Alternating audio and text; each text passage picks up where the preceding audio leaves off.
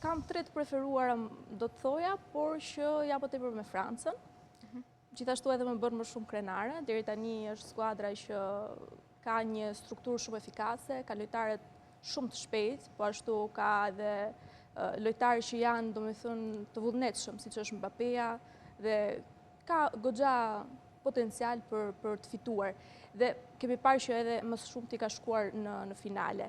Kemi pastaj edhe Anglinë, e cila në fakt do doja që ta thyen atë presionin historik dhe që më në fund të fitonte dhe të merrte tashmë një kupë, por na zhgënjeu pak me këtë barazimin tashmë në fund, por e nisi mirë, megjithatë nuk do ta lëshoja, mbetem bizike dhe anglisë.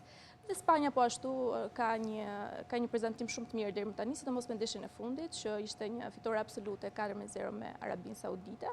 Këto janë tre skuadrat që unë kam ndjekur me shumë vëmendje.